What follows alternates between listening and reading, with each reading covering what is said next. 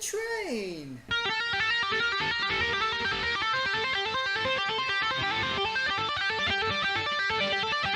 Hey guys, Toshio Rai here, and today I'm back with another What If.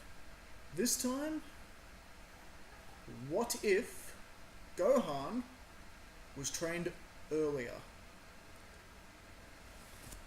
Now, where we start off somewhere between Piccolo Jr. Saga and the Saiyan Saga. So where we're at, Gohan has just been born, and Chi-Chi and Goku are basically deciding his future. Chi-Chi, of course, wants him to study and be a great scholar, and have a normal life.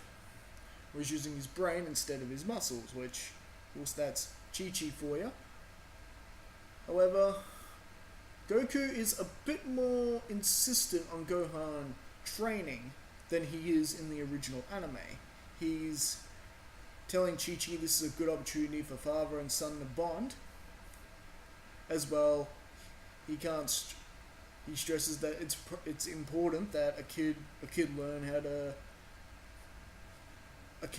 defend himself.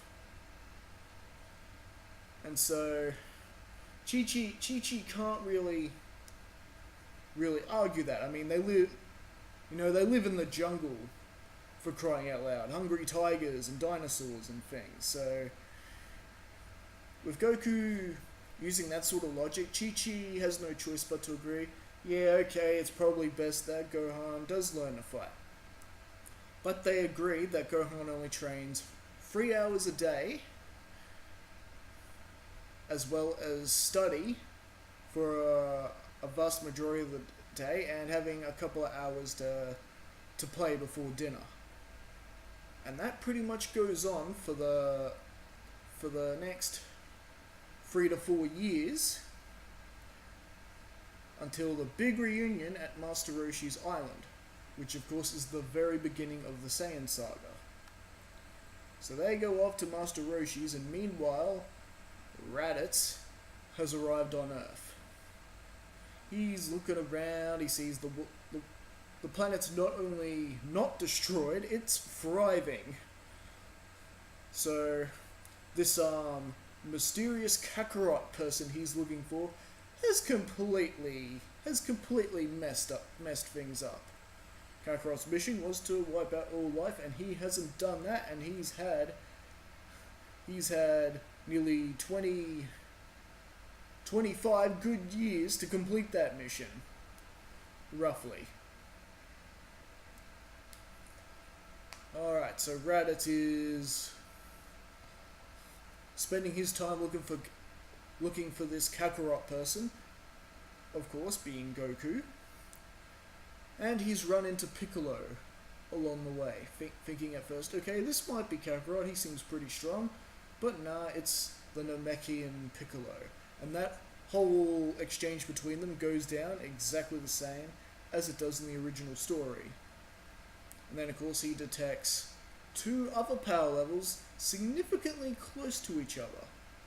Because Gohan has actually, in the 2 years, caught up to his father thanks to his latent potential. Because as we know, Gohan is actually potentially the strongest on the planet, with his hidden potential. And training with his dad, he's been able to catch up pretty quick to his dad's level. He's like, two power levels, roughly the same strength. Curious. They're definitely stronger than the green one, so we'll check this out. So Raditz flies off to go pursue them. And the whole reunion with Master Roshi pretty much goes down pretty much the same, but then Raditz turns up. And the origins of Goku are finally revealed, that he is, in fact, one of the survivors of a warrior race, the Saiyans, who go around conquering planets and make a profit selling them. And of course, Goku is not wanting to hear any of this. He has no intentions on going with Raditz. Although it's pretty safe to assume that is his brother, considering Raditz has a tail, just like Goku. So there's no hard in believing any of what Raditz is saying, but Goku has no interest in going around murdering innocent people for a profit. That's simply who Goku is. And of course Goku can't help but insult the dude, saying, "You're not any brother I'd want to have," and that of course ticks Raditz off. And, fight breaks out. Pretty similar to what it does in the anime, but with slight differences, and that is that he's contending with Gohan as well. So the fight's a bit more hairy than it is in the story, but ultimately Raditz still gets the better of Goku, not knocking him down with that knee. It's more Gohan that he's having more trouble with. But ultimately, Raditz's battle experience is just better, and he ends up knocking the young half Saiyan out, and gives Goku the ultimatum like he does in the anime, and flies off with the knocked out Gohan. And then of course, Goku's getting up, they're trying to come up with a plan to beat Raditz, and that's when Piccolo shows up, and the whole alliance thing happens, and they go fly away, and they go to try take on Raditz. When they track down Raditz, the battle of course begins. The difference is it's a bit more even now, because like I said, Goku has actually managed to increase his power, training all those sparring sessions and training sessions with his son. So he's actually stronger at this point in the anime than he is in the original. Raditz is still stronger, but not by much.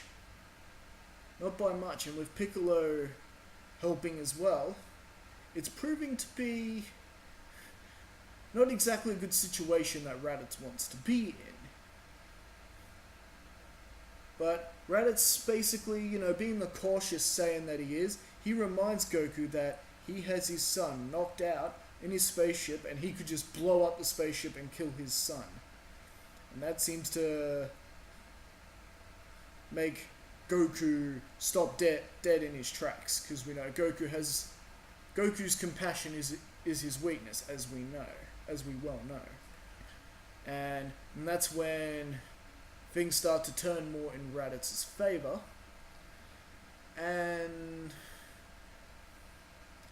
yeah, it gets to a point where Piccolo tries his special beam cannon. He dodges it just like he does in the original anime. Goku's getting stomped on the ground, and while Raditz was distracted by that first special beam cannon, Goku grabs his tail just like in the anime, and it's all, "Please let me go." Well, okay. And Goku ends up getting really badly thrashed and stomped on the ground, much like he is in the anime. Like I said, not that Goku's the same strength that he is in the original anime. He's stronger, but Raditz is just too smart for him at this point. So while that's happening, suddenly a big explosion happens from the Saiyan space pod. It is Gohan. Gohan has woken up. He's heard his father scream, and Gohan taps into that nice little rage boost. The only difference is when he hits Raditz. This time, Raditz is significantly more damaged than originally. And rather than Gohan being all scared and shook up from this sudden burst of power, not remembering it, keep in mind Gohan has been training with his father, so he's able to keep the attack going on Raditz. But Raditz isn't being hammered for long. He manages to take control again and knocks Gohan on the ground. And he's all, "Yes, I will give you an honorable death, worthy of a Saiyan." And that's when, just like in the anime, Goku uses his genius technique, Full Nelson! and holds Raditz, and Piccolo is charging his attack and hits Raditz and Goku with the special beam cannon, much like in the original story, destroying them both. Meanwhile, Gohan's lying there lifeless on the ground. Piccolo's all about, reveals that Goku will be back within the week due to the Dragon Balls. And because of those, and because Piccolo is spilling all the beans about the Dragon Balls, the other two Saiyans, Nappa and Vegeta, overhear everything, and Raditz reveals that they will be here within the year. And Piccolo, of course, finishes off Raditz just like he does in the anime. And Bulma, Krillin, and Roshi arrive in time to bid their friend Goku farewell, who is about to pass away from his wounds. And of course, Piccolo, having witnessed Gohan's power and training, does his whole, "I've taken Gohan, bye." But rather than just taking Gohan and bye, Gohan has woken up and actually agrees to go with Piccolo. Gohan understands the dire of the situation, and he's more than capable of handling training sessions with Piccolo.